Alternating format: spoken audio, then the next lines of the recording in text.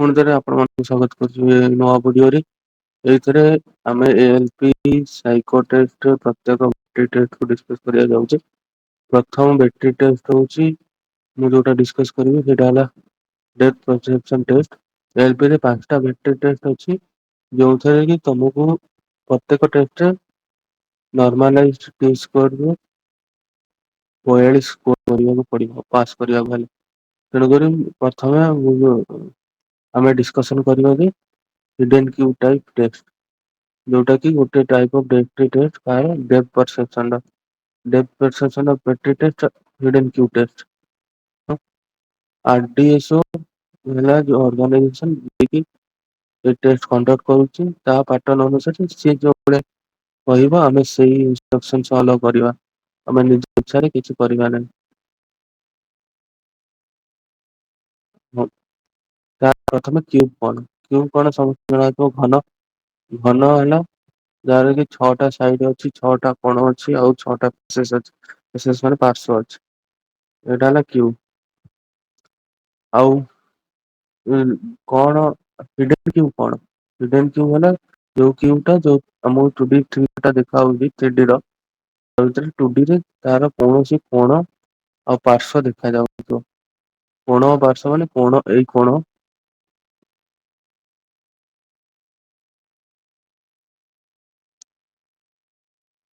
ଏ କୋଣ ଓ ଏ ପାର୍ଶ୍ଵ ଦେଖା ଯାଉନଥିବ। ତାକୁ ହିଡେନ୍ କ୍ୟୁ କୁହାଯାଏ। ସେଇ ହିଡେନ୍ କ୍ୟୁ ମାନେ ଏଥିରେ 4ଟା କ୍ୟୁବ ଅଛି। ଯୋଉଥିରେ କି ଆର ତଳେ ଗୋଟେ ହିଡେନ୍ କ୍ୟୁ ଅଛି। ଆ ତଳେ ଗୋଟେ ହିଡେନ୍ କ୍ୟୁ ଅଛି। ଆ ତଳେ କିଛି କ୍ୟୁ ନାହିଁ। କିଛି ନାହିଁ। ଆ ତଳେ କ୍ୟୁ ଅଛି ତାର କୌଣସି କୋଣ ଆଉ କୌଣସି ପାର୍ଶ୍ଵ ଦେଖାଯାଏନି। ତେଣୁ ତାକୁ ହିଡେନ୍ କ୍ୟୁ କୁହାଯାଏ। RDSO କଣ କହୁଛି? RDSO ଏଇ ଟେଷ୍ଟରେ ତାର ଗାଇଡଲାଇନ୍ସ କଣ? ଗାଇଡଲାଇନ୍ସ ହେଲା ଇନଷ୍ଟ୍ରକ୍ସନ ହେଲା in each item of test you will see a pile of blocks. ଦେଖୁଛୁ ଏଥିରେ କେମିତି ବ୍ଲକସ୍ ଦେଖାଯାଉଛି cube. Each blocks are same size ମାନେ ସବୁ କ୍ୟୁବ ର ସାଇଜ ସମାନ। ମାନେ ସବୁ ବ୍ଲକ ର ସାଇଜ ସମାନ। ତମ your task is to count number of blocks having all sides and corners hidden. ତମର ତମ କାମ ହଉଛି ଯେ ସବୁ ବ୍ଲକ କାଉଣ୍ଟ କରିବ ଯୋଉଗୁଡା କି ତମ ଆଖିକି ଦେଖା ଯାଉନାହିଁ। ତାର କର୍ଣ୍ଣର ଆଉ ସାଇଡ କର୍ଣ୍ଣର ମାନେ ଟୋଟାଲ କର୍ଣ୍ଣର ସାଇଡ ମାନେ ଏ ଫେସ ଟା। ନା କି ଗୋଟାଏ ଗାର। ଗାର ହେଲେ ସବୁ ବ୍ଲକ ର ଗାର ଦେଖାଯାଉଛି। ତେଣୁକରି ଗୋଟେ ଫେସ୍ ଟିକେ ବି ଦେଖା ଯାଉନଥିବ କୌଣସି କର୍ନର ବି ଦେଖା ଯାଉନଥିବ ଟିକେ ବି। ସେଇ ଜିନିଷଟାକୁ କାଉଣ୍ଟ କରିବାର ଅଛି। ଆଉ there will be 3 blocks in the base of the farthest row. Farthest ରୋ ମାନେ ଯୋଉଟା ସବା ତଳ ରୋ ରେ ଅଲୱେଜ 3 ବ୍ଲକସ୍। 3 ବ୍ଲକସ୍ ମାନେ 3 ଇଣ୍ଟୁ 3 ସବୁବେଳେ ବେସ୍ ରେ ଥିବ। ଏଇଥିରେ ଫାରଦେଷ୍ଟ 3, ଏଇଥିରେ 3, ଏଇଥିରେ 3, ଏଇଥିରେ 3। ଏଇଟା ହେଲା ଗାଇଡଲାଇନ୍ସ ଆମକୁ କାଉଣ୍ଟ କରିବାର ଅଛି କେତେଟା ହିଡେନ୍ କ୍ୟୁ ଅଛି। ଏଥିରେ ଯେମିତି ଆ ତଳେ ଗୋଟେ ହିଡେନ୍ ଅଛି, ଆ ତଳେ ଗୋଟାଏ ଅଛି। ମୁଁ ଆର ଟ୍ରିକ୍ସ ଆଣ୍ଡ ଟ୍ରିକ୍ସ ଟିକେ ପରେ ବୁଝେଇବି ଏଇ ଭିଡିଓରେ। ଆ ତଳେ ଯେମିତି କହିଲି ଏଇଥିରେ ଟୋଟାଲ 2ଟା ଅଛି। ଏଇଥିରେ ଯେମିତି ଧର ଏଇଟା 9ଟାରୁ ଏଟା ଦେଖା ହଉଛି 3, 3, 6, 1, 7 ଦେଖା ହଉଛି। ଆଉ 2ଟା ହିଡେନ୍ ଅଛି ଆ ତଳେ। ଗୋଟେ ହିଡେନ୍ ଅଛି ଯୋଉଟା କି ସେକେଣ୍ଡ ରୋ ରେ ଅଛି। +1 9ଟାରୁ 3, 2, 5, 6 ଦେଖା ହଉଛି ମାନେ 3ଟା ହିଡେନ୍ ଅଛି। ଆଉ ଗୋଟେ ହିଡେନ୍ ଅଛି ଆ ତଳେ। ମାନେ ସେକେଣ୍ଡ ରୋ ରେ 4ଟା ଟୋଟାଲ 4ଟା ହିଡେନ୍ ଅଛି। ତାର ଆନ୍ସର ହବ 4। 4 କାହିଁ 5 ନୁହଁ ତମେ କହୁଥିବ ଆ ମଝିରେ ବି ହିଡେନ୍ ଥାଇପାରେ। କିନ୍ତୁ ମିନିମମ୍ ନମ୍ବର ଅଫ ତମ ପସିବିଲିଟିରେ ମିନିମମ୍ ରହିବ ମାନେ କମ ସେ କମ କେତେ ହିଡେନ୍ ଥିବ। ସେଇଭଳିଆ always assume it has 3x3 cubes in base। ବେସ୍ ରେ ସବୁବେଳେ 9ଟା କ୍ୟୁବ ଥିବ। ଆଉ ହାଇଟ ରେ 5ଟା କ୍ୟୁବ 6ଟା କ୍ୟୁବ ଯାକେ ଯାଇପାରେ। ଆଉ ସବୁବେଳେ ମିନିମମ୍ ପସିବଲ ଭ୍ୟାଲୁ ନବ। ଯେମିତି କି ଏଥିରେ ବେସ୍ ରେ ସବୁବେଳେ 9ଟା ନା ଆସିବ 9ଟା।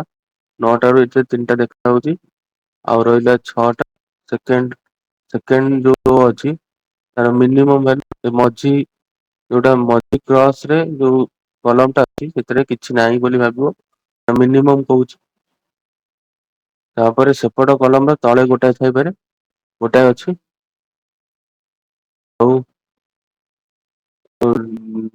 6ଟା ଗଲା, 9ରୁ 6 ଗଲା 3ଟା।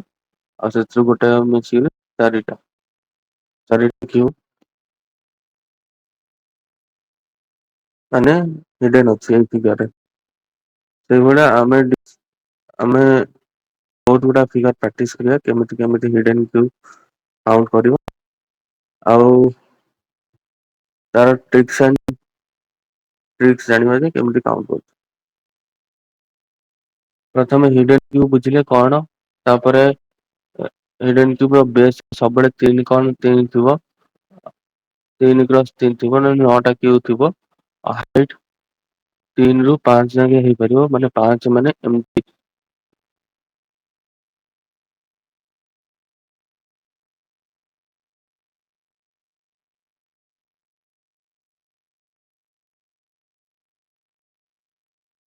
ମାନେ ଏମିତି 5 ହେଇପାରିବ। ହେଲା। ସେଇ ଅନୁସାରେ ଆମେ ଟ୍ରିକ୍ସ ଆଣ୍ଡ ଟ୍ରିକ୍ସ ଦେଖିବାକୁ ଯାଉଛେ ଏଇ ଭିଡିଓରେ। ଏଇ ଟ୍ରିକ୍ସ ଆଣ୍ଡ ଟ୍ରିକ୍ସ ଦେଖିବାକୁ ଯାଉଛେ ଏଇ ହିଡେନ୍ କ୍ୟୁବ। ହିଡେନ୍ କ୍ୟୁବରେ 3ଟା ଜିନିଷ ମନେ ରଖିବେ। ହାଇଟ୍ କିଛି ବି ହେଇପାରେ। ବେସରେ ସବୁବେଳେ 3x3 କ୍ୟୁବ ଥିବ। 3x4 ନୁହଁ, 3x2 ନୁହଁ, ସବୁବେଳେ 3x3 ଥିବ। ଆଉ ସବୁବେଳେ ମିନିମମ୍ ପସିବଲ ଭ୍ୟାଲ୍ୟୁକୁ କାଉଣ୍ଟ କରିବାକୁ ଚାହିଁବ। ମାନେ ମିନିମମ୍ କେତେ ହବ, ଆଥେରେ ତ ମାକ୍ସିମମ୍ କାଉଣ୍ଟ କଲେ ଆମର ଆ ଉପରେ 2ଟା ହେଇପାରେ, ତଳେ 3ଟା, ତାପରେ ତଳର 3ଟା, ତାପରେ 3ଟା, 6ଟା, ମାକ୍ସିମମ୍ 6ଟା ହେଇପାରିବ କିନ୍ତୁ ମିନିମମ୍ 4ଟା ହବ। ଆମ ଆନ୍ସର ମିନିମମ୍ ସବୁବେଳେ ଆଡିସନ୍ ଅନୁସାରେ କାଉଣ୍ଟ କରିବାକୁ ପଡୁଛି। ଏବେ ଦେଖିବା ଟ୍ରିକ୍ସ ଆଣ୍ଡ ଟ୍ରିକ୍ସ।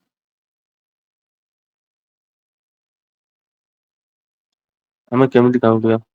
ଆମେ 2 ପ୍ରକାର ଟ୍ରିକ୍ସ, ମୁଁ ଆଉ ଟ୍ରିକ୍ସ ଆଣ୍ଡ ଟ୍ରିକ୍ସ ପୂର୍ବରୁ କହିଦଉଛି। ଗୋଟିଏ ଟାଇପିଂରେ କେତେଟା କୋଶ୍ଚିନ୍ସ ଅଛି। ମାନେ ଗୋଟେ ବେଟ୍ରି ଟେଷ୍ଟରେ କେତେଟା ହିଡେନ୍ କ୍ୟୁବ ଟେଷ୍ଟରେ କେତେଟା କୋଶ୍ଚିନ୍ ଅଛି। ହିଡେନ୍ କ୍ୟୁବ ଟେଷ୍ଟରେ ଟୋଟାଲ 50ଟା କୋଶ୍ଚିନ୍, ଯୋଉଟା କି ଦିଆଯିବ 10 ମିନିଟ୍। ଆଚ୍ଛା, ନେଗେଟିଭ ମାର୍କିଂ ନାହିଁ। ଆଉ ସବୁଥିରେ ଗୋଟେ ଗୋଟେ ପଜିଟିଭ ମାର୍କ ମିଳିବ। ଆଭରେଜ ଟି ସ୍କୋର 42। ଯଦି 42 ମାନେ କ୍ୱାଲିଫାଇଂ ଟି ସ୍କୋର 42, ମାନେ ଆପଣ ମାନଙ୍କୁ 50ରୁ ଆଭରେଜ ଯଦି ପିଲା 40ଟା କୋଶ୍ଚିନ୍ ଠିକ୍ କରିଥିବେ, ଆପଣଙ୍କୁ ପାଖାପାଖି 38ଟା କୋଶ୍ଚିନ୍ ଠିକ୍ କରିବାକୁ ପଡିବ ଟି ସ୍କୋର ପାସ୍ କରିବାକୁ। ବେଟର ଟି ସ୍କୋର ରଖିବା ପାଇଁ ହେଲେ 40ରୁ ଉପରେ କୋଶ୍ଚିନ୍ ଠିକ୍ କରିବାକୁ ପଡିବ।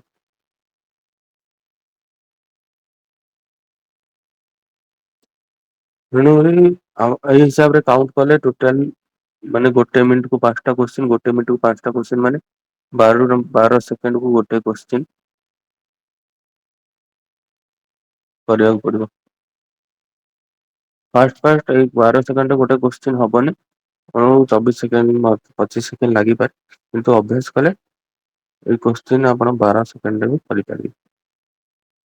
ହୁଁ, ଏବେ ଆମେ ଡିସକସ କରିବା ଟ୍ରିକ୍ସ ଆଣ୍ଡ ଟ୍ରିକ୍ସ। କେମିତି ଆମେ ହିଡେନ୍ କ୍ୟୁବସକୁ କାଉଣ୍ଟ କରିବା। ଗୋଟେ ହେଲା ରୋ ୱାଇଜ, ଆଉ ଗୋଟେ ହେଲା କଲମ ୱାଇଜ। ରୋ ମାନେ ଏଇଟା ଗୋଟେ ରୋ, ଏଇଟା ଗୋଟେ ରୋ, ଆଉ ଏଇଟା ଗୋଟେ ରୋ। କଲମ ମାନେ ଏଇଟା ଗୋଟେ କଲମ, ଏଇ ଯୋଉଟା ଗୋଟେ କଲମ, ଏଇଟା ଗୋଟେ କଲମ, ଏଇଟା ଗୋଟେ କଲମ, ସେଇଭଳିଆ 6ଟା କଲମ ଅଛି ଆଉ 3ଟା ରୋ ଅଛି ଏଥିରେ।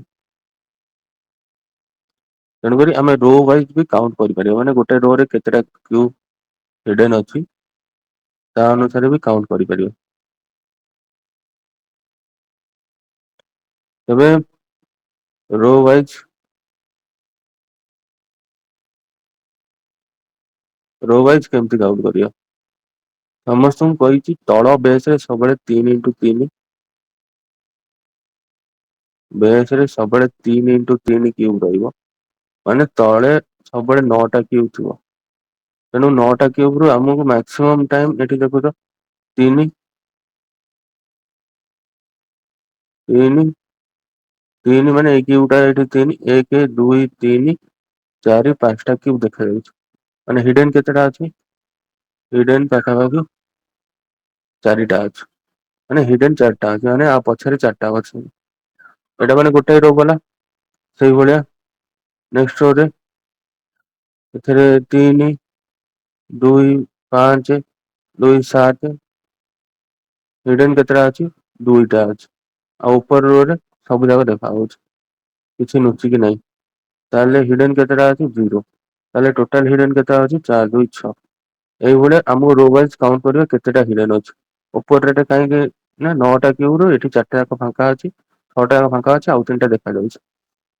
ତେଣୁକରି ଉପରେ ଜମାରୁ ହିଡେନ୍ ନାହିଁ। ତଳ ରୋରେ 4ଟା ତା ଉପରେ 3ଟା। ସେଇଭଳିଆ କଲମ ୱାଇଜରେ ପ୍ରତ୍ୟେକ କଲମ ଏଇ କଲମରେ ଦେଖିବେ 2ଟା ଏଇ କଲମର ସବୁ ଯାକ ଏଇ କଲମ ମାନେ ଏଇଟା 3 କ୍ରସ୍ ଫାଷ୍ଟ କାଉଣ୍ଟ କରିଦେବେ କେତେଟା କଲମ ଅଛି। ଏଥିରେ 3ଟା କଲମ ଅଛି। 3ଟା କଲମରୁ ଏଥିରେ ସବୁ ଯାକ କଲମ ଦେଖାଯାଉଛି ନା କିଛି ହିଡେନ୍ ନାହିଁ। ଏଥିରେ 2ଟା ହିଡେନ୍ ଏଥିରେ 2ଟା ହିଡେନ୍ ଏଥିରେ ଗୋଟାଏ ଏଥିରେ ଗୋଟାଏ କାହିଁକିନା ଆ ତଳେ ଗୋଟେ ଯୋଉଟା ଦେଖାଯାଉନି ତାର ଏଜେସ୍ ଆଉ ସାଇଡ୍ ଦେଖାଯାଉନି। କର୍ଣ୍ଣର ଆଉ ସାଇଡ୍ ଦେଖାଯାଉନି। ଏଥିରେ ବି ଗୋଟାଏ ଅଛି ଏଥିରେ କର୍ଣ୍ଣର ଆଉ ସାଇଡ୍ ଦେଖାଯାଉନି।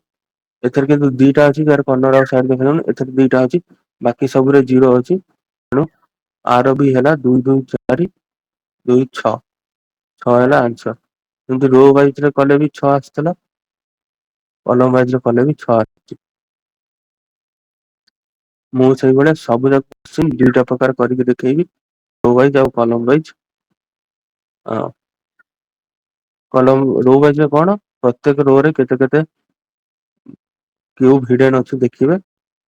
ଆଉ ପ୍ରତି ରୋ କାଉଣ୍ଟ କରିବେ। ଆଉ ହିଡେନ୍ କ୍ୟୁବ୍ କାଉଣ୍ଟ କରିସାରିଲେ ରୋ ୱାଇଜ ମିଶେଇଦେବେ। ଆଉ ତମକୁ ଯଦି ଏମିତି ରୋ ୱାଇଜ କରିବାକୁ ପଡିବ ତାହେଲେ ତମକୁ ଲାଗୁଥିବ ବହୁତ ଟାଇମ୍ ଲାଗିବ କାହିଁକିନା ଗୋଟେ ରୋ ପୁଣି ଆଉଟା ରୋ ଦେଖିବ। ପୁଣି ଆଉଗୋଟା ରୋ ଦେଖିବ ଯଦି 5ଟା ରୋ ଦେଇଥିବ 5ଟା ଯାକ ରୋ ତମେ ଆଉ ତମକୁ ବି ଏଥିରେ ପେନ୍ କଲମ ଦିଆଯାଇନି ତମେ କେମିତି କାଉଣ୍ଟ କରିବ। ତମେ ଫିଙ୍ଗରକୁ ଆଖିରେ ଦେଖି କାଉଣ୍ଟ କରିବ। ଆଉ ପ୍ରାକ୍ଟିସ କଲେ ତମକୁ ଜଣା ପଡିଯିବ କେତେଟା ରୋ ଗୋଟେ ରୋରେ କେତେଟା ଦେଖାଯାଉଛି କେତେଟା ଦେଖାଯାଉନି। ହୁଁ ତ କରିବ ପ୍ରାକ୍ଟିସ କରିବ ବିନା ପେନରେ ପ୍ରାକ୍ଟିସ କରିବ। ମୁଁ ବୁଝେଇବାକୁ ପେନରେ ପ୍ରାକ୍ଟିସ କରୁଛି ନହେଲେ ମୁହରେ ମୁହରେ କହିଲେ କିଛି ବୁଝିପାରିବନି। ତେଣୁ ଆପଣ ମାନେ ପ୍ରାକ୍ଟିସ କଲା ପରେ ବିନା ପେନରେ ପ୍ରାକ୍ଟିସ କରିବ। ଆଙ୍ଗୁଠିରେ ଗଣିବ ସେମିତି ମୁହରେ ହିସାବ କରିବ କାହିଁକିନା 3 2 ଏଗୁଡା ତ ସିମ୍ପଲ କାଲକୁଲେସନ ଆଉ ତାକୁ ମୁହରେ କରିହବ। ହଁ ଆପଣ ବୁଝିପାରିଲେ ରୋ ୱାଇଜ କେମିତି ନା ପ୍ରତ୍ୟେକ ରୋରେ କେତେଟା କ୍ୟୁବ୍ ହିଡେନ୍ ଅଛି ସେଇଟା ଦେଖିବେ।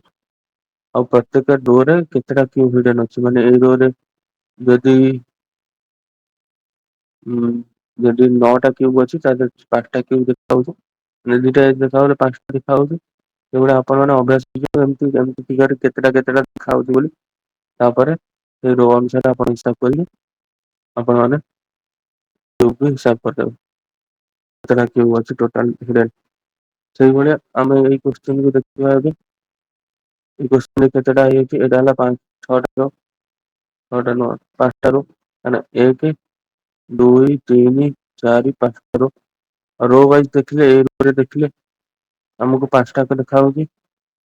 5ଟା ଦେଖାଯାଉଛି ମାନେ 1 2 3 4 5 ତାହେଲେ 9 ରୁ 5 ଗଲେ 4 ଏଇ ରୋରେ ଦେଖିଲେ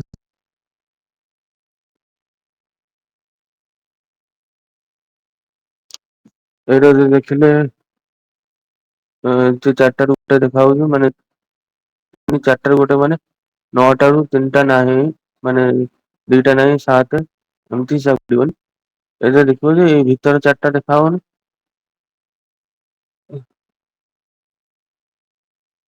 ଆଉ ଗୋଟେ ମେଥଡ କହିବି ଯେ କେମିତି ଦେଖିବ।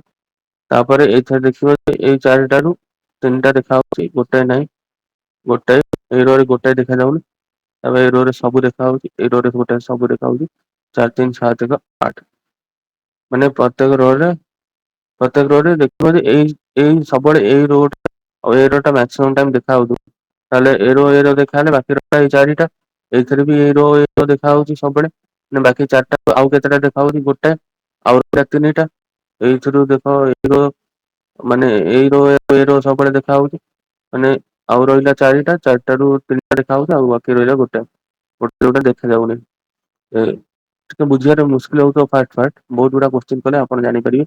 କେମିତି ରୋ ୱାଇଜ କାଉଣ୍ଟ ହଉଛି କେମିତି ରୋ ୱାଇଜ କାଉଣ୍ଟ କଲେ ବହୁତ ଫାଷ୍ଟ ହଏ। ଏଇଭଳିଆ କଲମ ୱାଇଜ ବି କରିପାରିବ ଏଇଟା 4 ଏଥିରେ 3 ଏଥିରେ 1 ଏଥିରେ 0 0 ଏଇଭଳିଆ କଲମ ୱାଇଜ କଲେ ଆପଣ ଜାଣିଛନ୍ତି ଏଥିରେ ଟୋଟାଲ କେତେଟା ଅଛି 5ଟା କଲମ। 5ଟା କଲମରେ ଏଥିରୁ 2ଟା ଦେଖା ହଉଛି ଆଉ ରହିଲା 3 ଏଥିରୁ 3ଟା ଦେଖାହଉଛି। ଆଉ ଗୋଟେ ନାହିଁ ଏଠି ମାନେ 4ଟାରୁ 3ଟା ଦେଖା ହାଉଛି ଆଉ ରହିଲା ଗୋଟାଏ। ଏଥିରୁ 3ଟାରୁ ଗୋଟେ ଦେଖା ହାଉଛି ଆଉ ରହିଲା 2ଟା। ଏଥର 3ଟାରୁ ଗୋଟେ ଦେଖା ହାଉଛି ଆଉ ରହିଲା 2ଟା। ଏଥିରେ ତ ବାକି ସବୁ ଦେଖା ଯାଉଛି।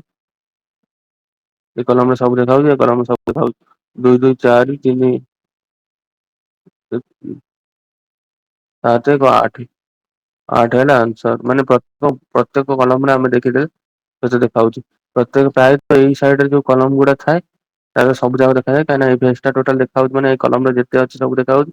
ସେଇଭଳିଆ ଏଇ କଲମରେ ବି ସବୁ ଦେଖା ହଉଛି ଆପଣ ମାନେ ମଝିରେ ଯେତିକିଟା କଲମ ଅଛି ତାରି କାଉଣ୍ଟ କରିକି ବି ଆନ୍ସର ଦେଇପାରିବେ ସେଇଭଳିଆ ଏଇ ରୋରେ ଏଇ 6ଟା ଏଇ 5ଟା ସବୁବେଳେ ଦେଖାଯିବ ତେଣୁକରି ଆପଣ ମଝିରେ କେତେଟା କ୍ୟୁ ଦେଖାହଉଛି ଦେଖିକିରି କାଉଣ୍ଟ କରି କହିପାରିବେ।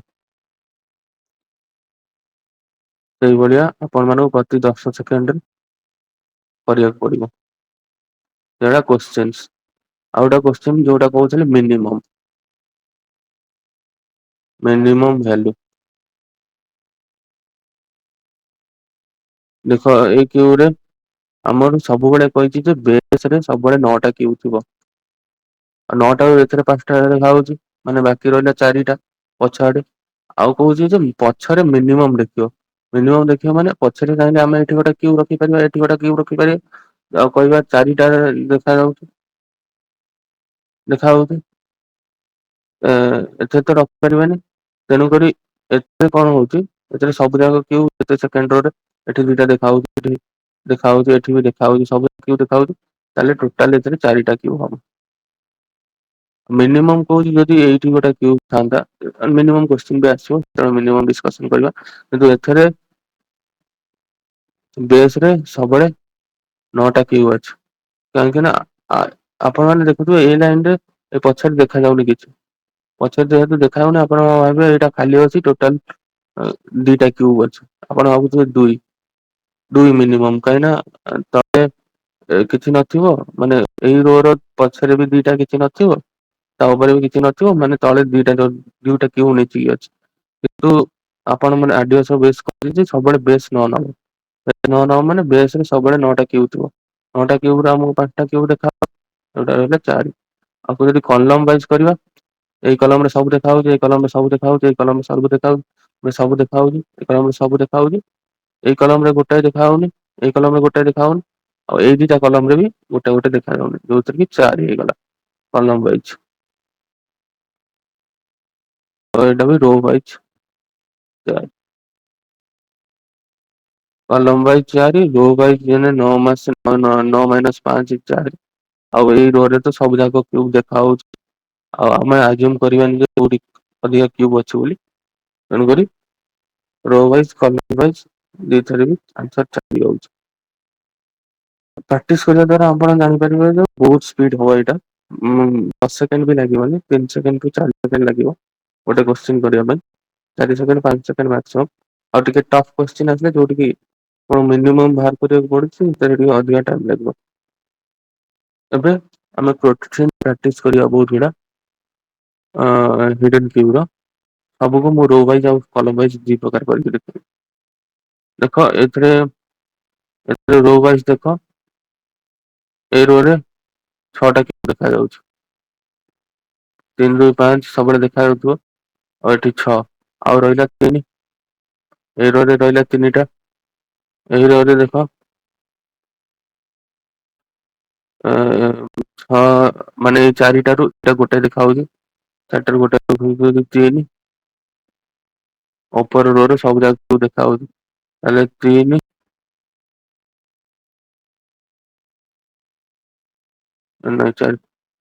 ହୁଁ, ଏଇଟା ଟିକେ ଭୁଲ ହେଲା। ଏଇଟା ମୁଁ ରୋ ୱାଇଜ କହୁଛି କେମିତି ହବ। ରୋ ୱାଇଜ ତଳେ ଦେଖ, ତଳ ଏଇ ଚାରିଟାରୁ ଏଇ ଗୋଟେ ଦେଖା ହଉଛି, ବାକି ଏ ପାଞ୍ଚଟା ଦେଖା ହଉଛି। ତାହେଲେ ଏଇଟା ରହିଲା ତିନିଟା କ୍ୟୁବ ହିଡେନ ରହିଲା। ସେ କହୁଛି ଏଇ ଚାରିଟାରୁ ଆମକୁ ଗୋଟାଏ ନାହିଁ ଆଉ ଦୁଇଟା ଦେଖା ହଉଛି, ମାନେ ଗୋଟାଏ କ୍ୟୁବ ହିଡେନ ଅଛି। କାହିଁକିନା ଏଠି ତିନିଟା ଯାକ ଦେଖା ହଉଛି, ସେଥିରେ ଦିଟା ନାହିଁ, ଏଠି ଗୋଟେ ନାହିଁ ଆଉ ଦିଟା ଦେଖା ହଉଛି, ମାନେ ଏ ଚାରିଟାରୁ ତିନିଟା ହେଇଗଲା ଆଉ ଗୋଟାଏ ରହିଲା ପଛରେ, ମାନେ ତିନି ଏକ ଚାରି, ଟୋଟାଲ ଚାରିଟା କ୍ୟୁବ ଅଛି। ସେଇଭଳିଆ କଲମ ୱାଇଜ କଲେ କଲମରେ ସବୁ ଦେଖା ହଉଛି, ଏଇ ତିନିଟା ଯାକ କଲମର। ଆଉ ଏଇ କଲମରେ ଦେଖ ଦିଟା ଦେଖା ହଉନି, ଏଇ କଲମରେ ଗୋଟେ ଦେଖା ହଉନି, ଏଇ କଲମରେ ଗୋଟେ ଦେଖା ହଉନି। ତାହେଲେ କେତେ ହେଲା, ଦୁଇ ଏକ ଏକ ଚାରି।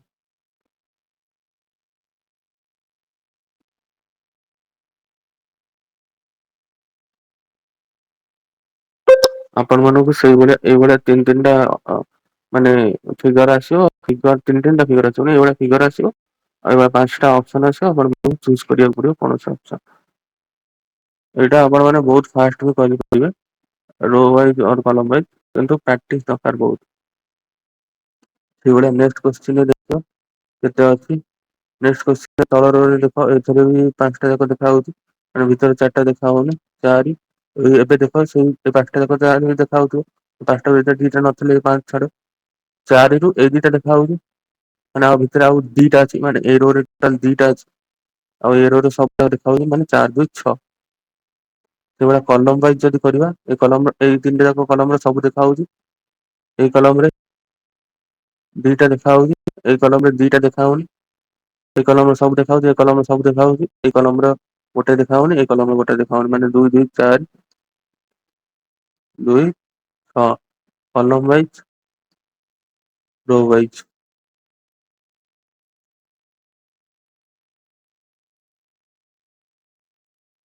ସେଇଭଳିଆ 4 ନମ୍ବର କୋଶ୍ଚିନ୍। ଆପଣ ଦେଖୁଛନ୍ତି ତଳ ରୋ ରେ ପାଞ୍ଚଟା ଦେଖା ହଉଛି, ଚାରିଟା ଲୁଚିକି ରହିଛି। ଚାରିଟା ପାଞ୍ଚଟା ହବ 9 - 5 = 4। ସେଇଭଳିଆ ଏଇ ରୋ ରେ ଚାରିଟା, ମାନେ ଏଇ ପାଞ୍ଚଟା ଛାଡିକି ଆଉ ଚାରିଟା, ଆଉ ଚାରିଟାରୁ ଦିଟା ଦେଖା ହଉଛି। ମାନେ ଆ ପଛରେ ଆଉ ଦିଟା ଅଛି, ଏ ରୋ ରେ ଦୁଇ, ମାନେ ଚାରି ଦୁଇ ଛଅ। ଉପର ରୋ ରେ ସବୁ ଦେଖା ହଉଛି। କଲମ ୱାଇଜ ଦେଖିଲେ ଏଇ ତିନିଟା ଯାକ କଲମ ସବୁ ଦେଖା ହଉଛି, ଏଇ ଦିଟା ଯାକ କଲମ ସବୁ ଦେଖା ହଉଛି। ଏଇ ଦିଟା କଲମ ରେ ଗୋଟାଏ ଗୋଟାଏ ଦେଖାଯାଉନି, ଏଥିରେ ଦି ଦିଟା ଦେଖାଯାଉନି, କାହିଁକିନା ଏଥିରେ ତିନିଟା ଅଛି। ଗୋଟେ ଉପରେ ଦେଖାଯାଉଛି, ମାନେ ଆଉ ତଳ ଦିଟା ଦେଖାଯାଉନି। ତେଣୁକରି ଏଇଟା ହେଇଯିବ ଚାରି, କଲମ ୱାଇଜ ଛଅ। ଚାରି ଦୁଇ ଛଅ, ଆଉ ରୋ ୱାଇଜ ବି ଛଅ। ସେଇଭଳିଆ ଏଥିରେ ଦେଖ, ଏଥିରେ ପାଞ୍ଚଟା ଦେଖା ହଉଛି। ଆଉ ସେ ଚାରିଟାରୁ ଗୋଟେ ଦେଖା ହଉଛି, ମାନେ ଟୋଟାଲ ହିଡେନ୍ ଅଛି ତିନିଟା। ଏ ରୋ ରେ ତିନିଟା ଅଛି, ଏଥିରେ ସେଇଭଳିଆ ଏ ପାଞ୍ଚଟା ଯାକ ଦେଖା ହଉଛି, ପାଞ୍ଚଟା ମାନେ ଏଇଠୁ ଗୋଟାଏ, ଏଇ ଚାରିଟାରୁ ଗୋଟେ ଦେଖା ହଉଛି। ଆଉ ଗୋଟେ ନାହିଁ। ମାନେ ଏଇଠି ଚାରିଟା ଥିଲେ ଏଇଠି ଆଉଟା କ୍ୟୁ ଥାନ୍ତା, ଗୋଟେ ଅଛି ଗୋଟେ ଦେଖା ହଉଛି ଆଉଟା ନାହିଁ। ମାନେ ସେ ରୋ ରେ ଟୋଟାଲ ହିଡେନ୍ ଅଛି ଦୁଇ। ତାହେଲେ ଟୋଟାଲ ଉପର ରୋ ଟା ସବୁ ଦେଖା ହଉଛି, ଟୋଟାଲ ହିଡେନ୍ ହେଲା ପାଞ୍ଚ ରୋ ୱାଇଜ। ସେଇଭଳିଆ ଉପର କାଉଣ୍ଟ କଲେ, ଏଇ କଲମରେ ସବୁ ଯାକ ଦେଖା ହଉଛି, ତିନିଟା ଯାକ କଲମ। ଏ ଦିଟା ଯାକ କଲମ ସବୁ ଦେଖା ହଉଛି, ଏଇ କଲମରେ ଦୁଇ, ଏଇ କଲମରେ ଦୁଇ ଦେଖାଯାଉନି, ଏଥିରେ ଏକ, ଟୋଟାଲ ଦୁଇ ଦୁଇ ଏକ। ଦୁଇ ଦୁଇ ଏକ ହେଲା ପାଞ୍ଚ, ପାଞ୍ଚ ହେଲା କଲମ ୱାଇଜ। ରୋ ୱାଇଜ ଦେଖ, ମାନେ ସବୁବେଳେ ପାଞ୍ଚଟା ଦେଖା ହଉଥିବ ମାକ୍ସିମମ୍ କେସରେ, ତାପରେ ଏଇ ଚାରି ଭିତର ଚାରିଟାରୁ ଦେଖିବା ଗୋଟେ ଦେଖା ହଉଛି ବାହାରକୁ, ମାନେ ତିନିଟା ହିଡେନ୍ ଅଛି। ସେଇଭଳିଆ ଉପର ଯୋଉ ଭିତରେ ସେକେଣ୍ଡ ରୋ ର ଭିତର ଚାରିଟାରୁ ଗୋଟେ ନାହିଁ, ଆଉ ଗୋଟେ ଦେଖା ହଉଛି, ମାନେ ଆଉ ଦିଟା ହିଡେନ୍ ଅଛି। ତେଣୁକରି ଏ ରୋ ରେ ଦିଟା, ଏ ରୋ ରେ ତିନିଟା, ଟୋଟାଲ ହଉଛି ପାଞ୍ଚଟା। ସେଇଭଳିଆ କଲମ ୱାଇଜ କଲେ ଦୁଇ ଦୁଇ ଏକ ପାଞ୍ଚ। ମାକ୍ସିମମ୍ ଏଥିରୁ 5 ସେକେଣ୍ଡ ରୁ 6 ସେକେଣ୍ଡ ଲାଗିବ। ସେଇଭଳିଆ ଏ ରୋ ରେ ଦେଖିଲେ ଏଇଟା ପାଞ୍ଚଟା, ଭିତର ରୋ ରୁ ଗୋଟାଏ ଦେଖା ହଉଛି, ମାନେ ତିନିଟା ଲୁଚିକି ଅଛି ତଳ ରୁ। ତାପରେ ଉପର ରୋ ରେ ଗୋଟେ ନାହିଁ, ଆଉ ଦିଟା ଦେଖା ହଉଛି। ତାହେଲେ ଗୋଟାଏ ଲୁଚିକି ଅଛି, ତାହେଲେ ଟୋଟାଲ ହେଲା ଚାରି। ରୋ ୱାଇଜ ରେ। ସେଇଭଳିଆ କଲମ ୱାଇଜ ଦେଖିଲେ ଏଇ ତିନିଟା ଯାକ କଲମ ଦେଖା ହଉଛି, ଏଇ ତିନିଟା ଯାକ କଲମ ଦେଖା ହଉଛି। ଏଇ କଲମରେ ଗୋଟାଏ ଲୁଚିକି ଅଛି, ଏଇ କଲମରେ ଦିଟା, ଏଇ କଲମରେ ଗୋଟାଏ। ତାହେଲେ ଟୋଟାଲ କେତେ ହେଲା, ଦୁଇ ପ୍ଲସ ଏକ ପ୍ଲସ ଏକ। ଇକ୍ୱାଲ୍ ଟୁ 4 କଲମ ୱାଇଜ।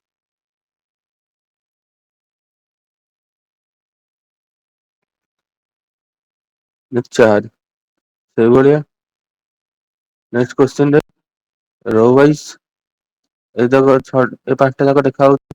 ଭିତର ଚାରିଟାକୁ କୋଉଟା ବି ଦେଖେଇବନି ମାନେ ତଳେ ଅଛି ଚାରିଟା 9 - 5 4।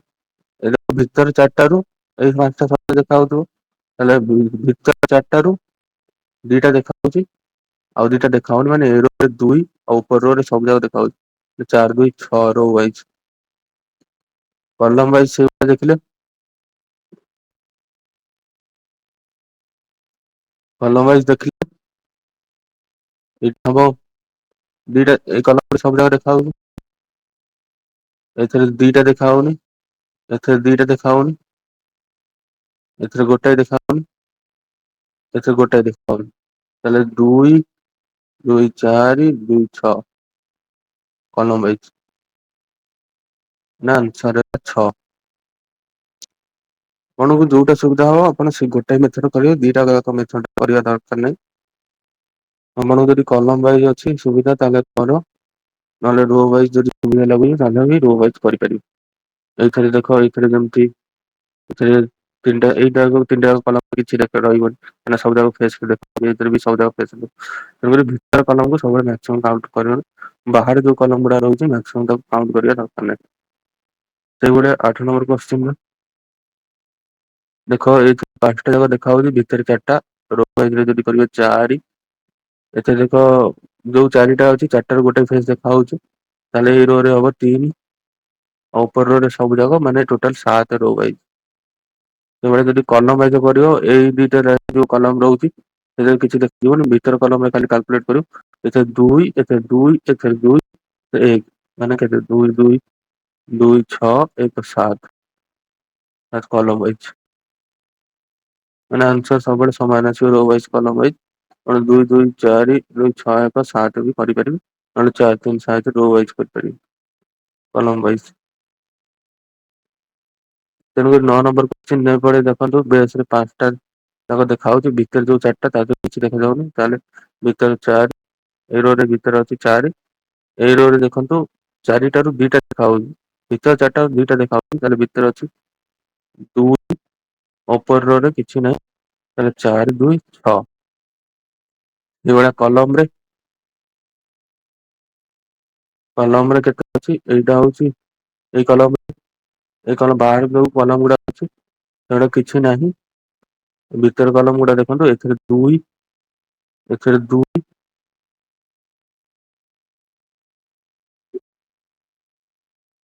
ଏଥିରେ 1 ଆଉ ଏଥିରେ 1 ମାନେ ଏଇଥିରେ ତିନିଟାରୁ ଦିଟା ଦେଖା ହଉଛି ଗୋଟେ ଦେଖା ହଉନି ଏଥିରେ ଗୋଟାଏ ଦେଖା ହଉଛି ଆଉ ତଳେ ଗୋଟାଏ ଅଛି ଦେଖାଯାଉଛି। ତେଣୁକରି ଟୋଟାଲ ହଉଛି 2 plus 2 plus 1 plus 1 equal to 6 କଲମ ୱାଇଜ। ତାର ଆନ୍ସର ହଉଛି 6। ଆପଣମାନଙ୍କୁ ପେନ୍ ଦରକାର ନାହିଁ ଆପଣ ମାନେ ମୁହରେ ମୁହରେ କାଲକୁଲେଟ କରିବେ ଯେମିତି 4 2 6 ସେଭଳିଆ 2 2 4 2 6 କାଲକୁଲେଟ କରିପାରିବେ ମୁହରେ ମୁହରେ 10 ସେକେଣ୍ଡରୁ ବି କମ ସମୟ ଲାଗିବ। ସେଇଭଳିଆ 10 ନମ୍ବରରେ କୋଶ୍ଚିନ୍ ହଉଛି ଲାଇକ କେତେଟା ଅଛି ଏଇନା ଦେଖିବେ ତଳ ବେସ ରେ ସବୁବେଳେ 9ଟା ଥିବ। ଏଇ କେସରେ ତଳ ବେଶରେ ସବୁବେଳେ 9ଟା ଥିବ 9ଟା ଥିବ ମାନେ ଆର ଯୋଉ ତଳେ ଅଛି ଏଇ ଯୋଉ ପୋଜିସନରେ ତଳେ ବି କ୍ୟୁବ ଅଛି କ୍ୟୁବ ଅଛି ମାନେ ତଳେ 4ଟା ଦେଖାଯାଉନି ଉପରେ ଦେଖ ଏଠି ନାହିଁ ଏଇଟା ଦେଖା ହଉଛି ମାନେ ଆଉ ଏଇଟା ବି ଦେଖା ହଉଛି ଯୋଉ ପଛଟା ବି ଦେଖା ହଉଛି ଏଇ ଯୋଉ କଲରଟା ଦେଖା ହଉଛି ଏଇଟା ନାହିଁ ଏଇଟା ଅଛି ଏଇଟା ନାହିଁ ମାନେ ତିନିଟା ନାହିଁ ଖାଲି ଗୋଟାଏ ଲୁଚିକି ଅଛି ଚାରିଟାରୁ ତିନିଟା ଦେଖାଯାଉଛି ମାନେ ତିନିଟା ଜାଗା ଦେଖା ହଉଛି ଆଉ ଗୋଟେ ଲୁଚିକି ଅଛି ଲୁଚିକି ଗୋଟାଏ ଅଛି ତେଣୁ ଟୋଟାଲ ହେଲା 5। ଏଭଳିଆ କଲମ ୱାଇଜ ଯଦି ଦେଖିବା ଏଥିରେ ଲୁଚିକି ଅଛି 2ଟା ଏଥିରେ ଗୋଟାଏ କାହିଁକିନା ଏଇ ଦିଟା ଯାକ ଦେଖା ହଉଛି ତଳେ ଗୋଟାଏ ଲୁଚିକି ଅଛି ଏଥିରେ ଗୋଟାଏ ଆଉ ଆର ତଳେ ଗୋଟେ ଲୁଚିକି ଅଛି ତଳ ବେସରେ ସବୁବେଳେ 9 ବାଇ ଅନୁସାରେ 3/3 ଥିବ 3/3 ଥିବ ମାନେ ତଳେ 9ଟା ଅଛି ମାନେ ଯଦି ଆର ତଳେ ଗୋଟେ ଅଛି ଆର ତଳେ ଗୋଟେ ଅଛି ମାନେ 2 3 5 କଲମ ୱାଇଜ ବି 2 3 5। ଆପଣ ମାନଙ୍କୁ ବାହାର ବାହାର ମାନେ ବାହାର ମାକ୍ସିମମ୍ କାଲକୁଲେଟ କରିବେ ବାହାର ସବୁବେଳେ ଦେଖାଯାଉଛି ତେଣୁକରି ଭିତର ଟା ସବୁବେଳେ ଭିତର ଏଇ 4 4 ଦେଖିବେ ମାକ୍ସିମମ୍ ତା ଭିତରୁ କେତେଟା ଦେଖା ହଉଛି ଆଉ କେତେଟା ହିଡେନ୍ ଅଛି ସେଇଭଳିଆ କଲମ ରେ ଆପଣ ଏଇ ବାହାର କଲମ ଗୁଡା ଦେଖିବେନି ଭିତରେ ଯୋଉ କଲମ ଅଛି ସେଗୁଡା ଦେଖିଲେ ଆପଣ ମାନେ ଇଜିଲି କରିପାରିବେ ଜଲ୍ଦି। ସେଇଭଳିଆ 11 ନମ୍ବର କୋଶ୍ଚିନ୍ ରେ ରୋ ୱାଇଜ ଯଦି ଦେଖିବେ ଏଇଟାରେ 4 ଏଥିରେ ରୋ ରେ 4ଟା ଏ ରୋ ରେ 4ଟା ଅଛି ଏ ରୋ ରେ ଯୋଉ 4ଟା ଅଛି 4ଟା ରୁ 2ଟା ଦେଖା ହଉଛି ଆଉ 2ଟା ଲୁଚିକି ଅଛି 2 ଟୋଟାଲ ହଉଛି 6 କଲମ ରୋ ୱାଇଜ କଲମ ୱାଇଜ ରେ ଏଥିରେ 2ଟା ଲୁଚିକି ଅଛି ଏଥିରେ 2ଟା ଲୁଚିକି ଅଛି ସେ ଗୋଟାଏ ଏଥିରେ ଗୋଟାଏ ହଉଛି 2 2 4 2 6 କଲମ ୱାଇଜ ତାହେଲେ ଆନ୍ସର ହଉଛି 6 ମାନେ ଆହୁରି ତଳେ ଗୋଟେ ଲୁଚିକି ରହୁଥିବ ଦେଖିବ ଆହୁରି ତଳେ ଗୋଟେ ଲୁଚିକି ଆଉ ତଳେ ଦିଟା ଟୋଟାଲ 6 ଆପଣ ମାନଙ୍କୁ ଯୋଉଟା ସୁବିଧା ହବ ଆପଣ ସେଇ ମେଥଡରେ କରିବେ। ସେ 12 ନମ୍ବର କୋଶ୍ଚିନ୍ ଦେଖ ଏ 5ଟା ଯାକ ଦେଖା ମାନେ ଆଉ 4ଟା ରହିଛି ଏଥର ଯୋଉ ଭିତର 4ଟା ରୁ ଗୋଟାଏ ଦେଖା ଯାଉଛି ଗୋଟେ ଦେଖା ହଉଛି ଏଇ ଗୋଟେ ଦେଖା ହଉଛି ମାନେ ଆଉ ରହିଲା 3ଟା ଏ ରୋ ରେ 3ଟା ଲୁଚିକି ଅଛି ଉପର ରୋ ରେ ସବୁ ଦେଖା ହାଉଛି 4 2 7 ରୋ ୱାଇଜ ଉପରୁ ସେମିତି ଯଦି କଲମ ୱାଇଜ କରିବ ଏ କଲମ କାଉଣ୍ଟ କରିବା ଦରକାର ନାହିଁ ଏ କଲମ କାଉଣ୍ଟ କରିବା ଦରକାର ନାହିଁ ସବୁ ଦେଖା ହଉଛି ଏଇଥିରୁ ଏଥିରେ 2 ଏଥିରେ 2 ଏଥିରେ 2 ଏଥିରେ 1 ମାନେ 3ଟା 2 ଗୋଟେ 1 ମାନେ 7 କଲମ ୱାଇଜ ଏଥିରେ 1 ମାନେ ଆ ତଳେ ଗୋଟେ ଅଛି ଏଇ ଯୋଉ ଫିଗରଟା ଅଛି ଆ ତଳେ ଗୋଟେ ଅଛି ଏଥିରେ ଦିଟା ଲୁଚିକି ଅଛି ରୋ ୱାଇଜ କଲେ ବି ଏଥିରେ ତଳ ରୋ ରେ ଦେଖିବ 5ଟା ଦେଖାଉଛି ଆଉ 4ଟା ଦେଖାହଉନି ଏଇ 5ଟା ତ ସବୁବେଳେ ଦେଖା ହଉଥିବ ତା ଭିତରେ ଯୋଉ 4ଟା ରୁ ଏଇ ଗୋଟେ ଦେଖା ହଉଛି ମାନେ 3ଟା ଦେଖା 4 3 7 ରୋ ୱାଇଜ କଲମ ୱାଇଜ ବି 7 ସେଇଭଳିଆ ଏଇ ଫିଗରରେ ଦେଖ ଏ ଯୋଉ 4ଟା ରୁ ତଳେ ଯୋଉ ଭିତରେ 4ଟା ଏଇ 5ଟା ତ ଦେଖା ହଉଛି ଭିତର 4ଟା ରୁ ଗୋଟେ ଦେଖା ହଉଛି ମାନେ ତଳ ରୋ 3ଟା ଦେଖା ହଉଛି 3ଟା ଦେଖାଯାଉନି 3ଟା ହିଡେନ୍ ଅଛି ଆଉ ଉପର ରୋ ରୁ ଦେଖ ଏଇ 4ଟା ବାହାରେ ତ ସବୁ ଦେଖା ହଉଛି 4ଟାରୁ 3ଟା ଗୋଟେ ନାହିଁ ଆଉ 2ଟା ଦେଖା ହଉଛି ମାନେ ଗୋଟେ ହିଡେନ୍ ଅଛି ଗୋଟେ ହିଡେନ୍ ଅଛି ଗୋଟେ ହିଡେନ୍ ଯେହେତୁ ଅଛି ତାହେଲେ ଉପର ରୋ ର ସବୁ ଯାକ ହିଡେନ୍ ମାନେ ଦେଖା ଯାଉଛି ତାହେଲେ ଟୋଟାଲ ହେଲା 4 ହିଡେନ୍ କଲମ ୱାଇଜ କଲେ ଏଇ କଲମରେ ଦେଖ ସବୁ ଯାକ ଏଇ କଲମରେ ସବୁ ଦେଖା ହଉଛି ଏପଟ କଲମରେ ସବୁ ଦେଖା ହଉଛି ଏଥିରେ ଆଉ ଏଇ କଲମରେ ଟୋଟାଲ ଦେଖା ହଉନି ଗୋଟାଏ ଆଉ ତଳେ ତଳେ ଏଇ କଲମରେ ଦେଖା ହଉନି 2ଟା ଆଉ ତଳେ ତଳେ ଆଉ ଏ କଲମରେ ଦେଖା ହଉନି ଗୋଟାଏ ଆଉ ବାକି ସବୁ କଲମ ସବୁ ଯାକ ଦେଖାଯାଉଛି ତେଣୁକରି 2 1 3 1 4 ଟୋଟାଲ 4ଟା କଲମ ଅଛି ସେଇଭଳିଆ ନେକ୍ସଟ କୋଶ୍ଚିନରେ ଯଦି ଆମେ ଦେଖିବା ଏଇଟା ଯଦି ଦେଖିବା ନେକ୍ସଟ କୋଶ୍ଚିନରେ ସେଇଭଳିଆ ତଳ ବେସରେ ଦେଖିବେ 4ଟା ଯାକ ଲୁଚିକି ଅଛି 5ଟା ଦେଖା ହଉଛି ଆଉ 4ଟାରୁ କିଛି ବି ଦେଖାଯାଉନି ମାନେ 4ଟା ହିଡେନ୍ ଏଥିରେ ଦେଖିବ 4ଟାରୁ ଭିତର 4ଟାରୁ ଗୋଟେ ବେଶ ଦେଖା ହଉଛି ମାନେ 3ଟା ହିଡେନ୍ ଉପରୁ ସବୁ ଦେଖା ହଉଛି ମାନେ 4 3 7 ରୋ ୱାଇଜ ସେଇଭଳିଆ କଲମ ୱାଇଜ ଦେଲେ ଏଥିରେ 2ଟା ଦେଖାଯାଉନି ଏଥିରେ 2ଟା ଦେଖାଯାଉନି ଏଥିରୁ 2ଟା ଦେଖା ହଉନି ଏଥିରୁ ଗୋଟାଏ ଦେଖାଯାଉନି ବାକି ସବୁ ଦେଖା ହଉଛି ଏ ରୋ ରେ ସବୁ ଦେଖା ହଉଛି ଏ କଲମରେ ସବୁ ଦେଖା ହଉଛି ଟୋଟାଲ 2 3 6 1 7 କଲମ ୱାଇଜ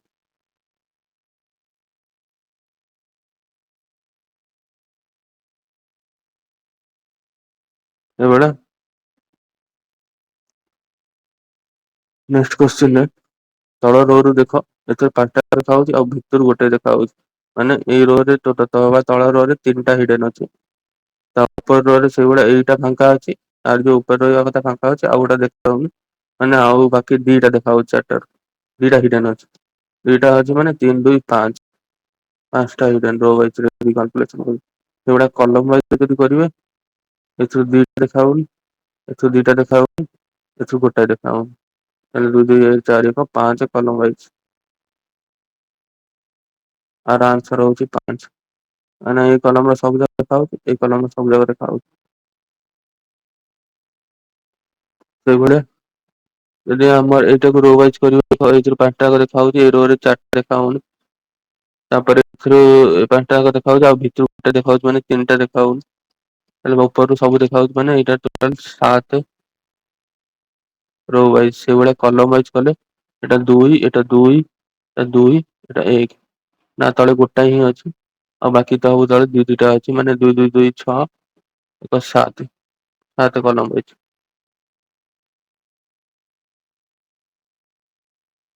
ସେଇଭଳିଆ ଏଇଟାରେ ରୋ ୱାଇଜ କରିବ ସେମ କୋଶ୍ଚିନ ବୋଧେ। ଏଇଟା ରୋ ୱାଇଜ କଲେ ଏଇଟା ବି 4ଟା ଦେଖାହଉଛି। ଏଇଟାରେ 4ଟା ଦେଖାଯାଉନି 4ଟା ହିଡେନ୍ ଅଛି। ଏଥିରେ ଦେଖ 4ଟା ହିଡେନ୍ ଅଛି କାହିଁକି ନା ଏଇଟା ତ ବାହାର ପଟର ଏଇ ଯୋଉ ବାହାର ପଟ ଏଇଟା ବାକି 4ଟାରୁ କିଛି ବି ଦେଖାଯାଉନି ମାନେ 4ଟା ଯାକ ହିଡେନ୍ ଅଛି। 4 ଏକ 4 4 8 ରୋ ୱାଇଜ।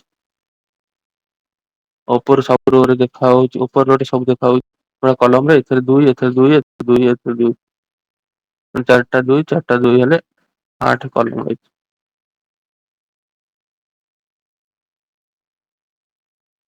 ତାପର କୋଶ୍ଚିନ ହଉଛି ସେଠି ଦେଖ ତଳ ରୋ ରେ 4ଟା ଯାକ ହିଡେନ୍ ଅଛି କାହିଁକି ନା ଏଇଟା ତ ସେଇ ବାହାର ଇଏରେ କାଉଣ୍ଟ କରୁଛି। 4ଟା ଯାକ ହିଡେନ୍। ଏଥିରେ ଦେଖ ଭିତରେ 4ଟା ଯାକ ହିଡେନ୍ ରୁ ଏଇ ଗୋଟିଟା ଦେଖା ହଉଛି ମାନେ ଏଥିରେ 3ଟା ହିଡେନ୍। ଉପରେ ସବୁ ଦେଖା ହଉଛି ଟୋଟାଲ 7 ରୋ ୱାଇଜ। ଆଉ ଏଥିରେ 2 କାଉଣ୍ଟ କଲେ ଏଥିରେ 2ଟା ଏଥିରେ 2ଟା ଏଥିରେ ଗୋଟାଏ ଆଉ ଏଥିରେ 2ଟା ମାନେ ଟୋଟାଲ 7 କଲମ ୱାଇଜ। ତାର ଆନ୍ସର 7। କାହିଁକିନା ଏଇ ଯୋଉ କଲମରେ କିଛି ନାହିଁ ଏଇ କଲମରେ ବି ସବୁ ଯାକ ବାହାରକୁ ଦେଖାଯାଉଛି। ଏଥିରୁ ଗୋଟେ ଦେଖାଉଛି କାହିଁକିନା 3ଟା ଅଛି 3ଟାରୁ 2ଟା ଦେଖାଉଛି ଗୋଟେ ବାକି ଏଥିରେ ଉପରଟା ଦେଖାହଉଛି ଆଉ 2ଟା ଦେଖା ହଉନି ଏଥିରେ ବି ସେମ ଏଥିରେ ବି ସେମ ଜିନିଷ। ଯୋଉଟା 19 ନମ୍ବରରେ ଯୋଉଟା 19 ନମ୍ବର ଦେଖିଲେ ଆମକୁ ଏଇଟା ବେସ୍ ଟା ସବୁବେଳେ 9 3 + 3 9 ହିସାବ କରିବା 9 ରୁ ଆମକୁ 5ଟା ଦେଖାହଉଛି ମାନେ 4ଟା ଦେଖାଯାଉନି 4ଟା ହିଡେନ୍ ଅଛି। ତମେ ଭାବୁଥିବ ଯେ ଆ ଭିତରେ ତଳ ସବା ତଳଟା ନଥାଇପାରେ କିନ୍ତୁ RDS କହୁଛି ବେସ୍ ଟା ସବୁବେଳେ 3 + 3 ରହିଥିବ 3 + 3 ମାନେ 4ଟା ଯାକ ଦେଖ ବେସ୍ ଟା ଯଦି 3 + 3 ଥିବ ତା ଉପର ଗୁଡା 3 + 3 ହବାକୁ ବାଧ୍ୟ। ସେଇଟା ମିନିମମ ମାନେ କମ ସେ କମ କେତେ ହବ କମ ସେ କମ ମାନେ ଏଥିରେ ନଥିବ। ଏଥରେ ନଥିବ ଯଦି ସେଇ ଜାଗାରେ ନଥିବ ଯଦି ବାକି 3ଟା ଥିବ 4ଟାରୁ ମାନେ ଏଇଥିରେ ରହିଛି 3 ତାହେଲେ ଆନ୍ସର ହବ 4 3 7 ରୋ ୱାଇଜରେ। କଲମ ୱାଇଜରେ ଏଇଟା 2 ଏଇଟା 2 ଏଇଟା 2 ଦେଖାଯାଉନି। ଆଥରେ ସବା ଲାଷ୍ଟ ବେଞ୍ଚରେ ଗୋଟେ ଦେଖା ହଉନି କାହିଁକିନା ମିନିମମ୍ କାଉଣ୍ଟ କରୁଛୁ ଆଉ ତଳ ବେଶୀ 9 ବାଇ 9 ଅଛି। ତେଣୁକରି ଏଇଟା 2 2 2 6 1 7 କଲମ ୱାଇଜ।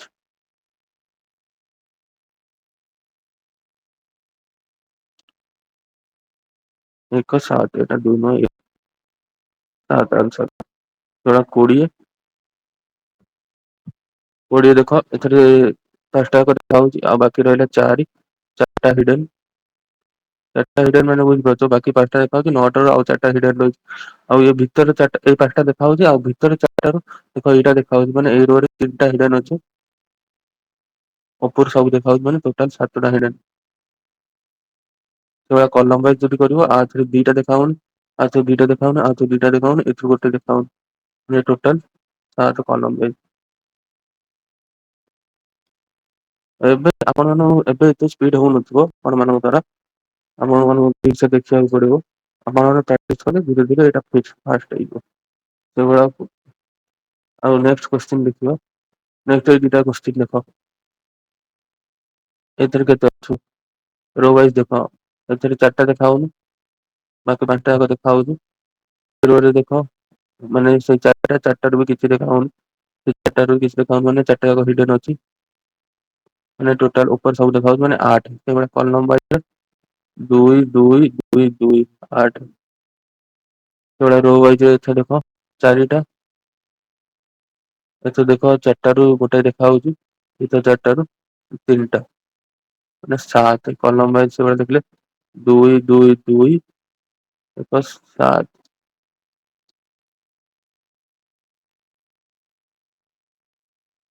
ତ ହଉଛି ଆମର ଆନ୍ସର। 8 7। ତାପରେ କୋଶ୍ଚିନ ହଉଛି ଦେଖ ତଳ ରୋ ରୁ ସବୁ ଦେଖା ହଉନି 4 ଦେଖା ହଉନି, 5ଟା ଯାକ ଦେଖା ହଉଛି। ଏଥିରେ ବି ତାକୁ ଭିତର ଚାରିଟା କୌଣସି ବି ଦେଖା ହଉନି। ତାହେଲେ ତା ଭିତରେ ବି 4, ଟୋଟାଲ ହଉଛି 8। ସେଇଭଳିଆ କଲମ ୱାଇଜ ଦେଖିଲେ ଏଥିରେ 2, ଏଥିରେ 2, ଏଥିରେ 2, ଏଥିରେ 2, ଟୋଟାଲ ହଉଛି 8। ଏଥିରେ ଯେମିତି ରୋ ୱାଇଜ ଦେଖିବ, ଯଦି ଏଥିରେ ଦେଖ 4ଟା ଯାକ ଦେଖା ହଉନି, ଏଥିରେ ଦେଖ 4ଟା ଭିତରେ 4ଟାରୁ ଗୋଟେ ଦେଖା ହଉଛି, ମାନେ 3, 4, 3, 7। କଲମ ୱାଇଜ ଯଦି ଦେଖିବା 2, 2, 2, 7।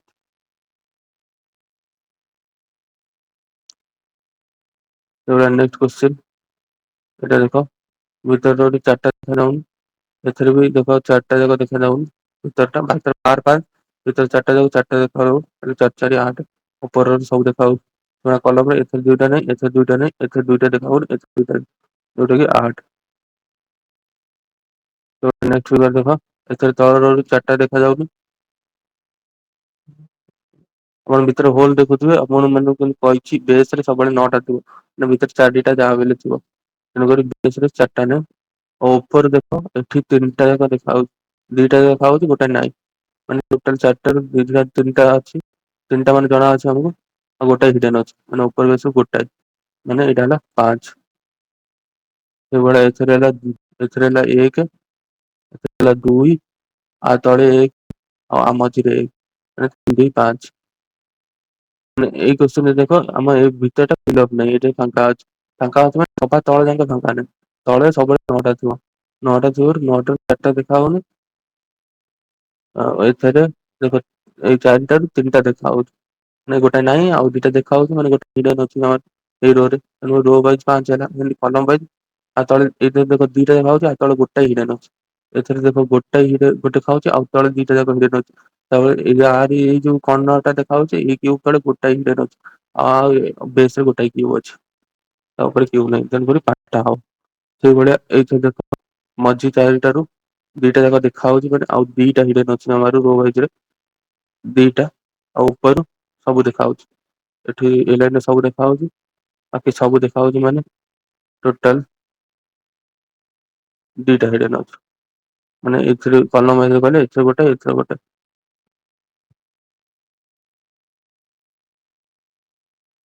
ଟୋଟାଲ କଲମ ୱାଇଜରେ 2, ଆନ୍ସର ହବ 2। ଏ ରୋ ରୁ ସବୁ, ଏ ରୋ ରୁ 4ଟାରୁ ଯୋଉ ଭିତରେ 4ଟାରୁ 2ଟା ଦେଖା ହଉଛି, ଆଉ 2ଟା ନାହିଁ, ଆଉ ବାକି ଉପର ରୋ ରେ ସବୁ ଜାଗା ଦେଖା ହଉଛି, ସେ ଭିତର 4ଟାରୁ ସବୁ ଯାକ ମାନେ 2ଟା ନାହିଁ, ଆଉ 2ଟା ଦେଖା ହଉଛି। ସେମିତି କଲମ ୱାଇଜ ଦେଖିଲେ ଏ କଲମରେ ତ କିଛି ନଥାଏ, ସବୁ ଯାକ ଦେଖା ହଉଛି, ଏ କଲମ ସବୁ ଯାକ ଦେଖା ହଉଛି, ଏ 2ଟା କଲମ ନାହିଁ, ତଳେ 2ଟା ସବୁ ଦେଖା ହଉଛି। ତାପରେ ଏଇ 2ଟା କଲମରେ ଗୋଟେ ଗୋଟେ ହିଡେନ୍ ଅଛି, ଯୋଉଟା କି 2। ସେଇଭଳିଆ ଏଇ କ୍ୱେଶ୍ଚନ ଯଦି କରିବା, ସେମ କ୍ୱେଶ୍ଚନ, ଏଥିରେ ସବୁ ଦେଖା ହଉଛି, ସବୁ ଦେଖା ହଉଛି, 4ଟାରୁ 2ଟା ଦେଖା ହଉଛି, ମାନେ ଆଉ 2ଟା ଲୁଚିକି ଅଛି, ଆଉ ବାକି ସବୁ ରୋ ରେ ସବୁ ଦେଖା ହଉଛି।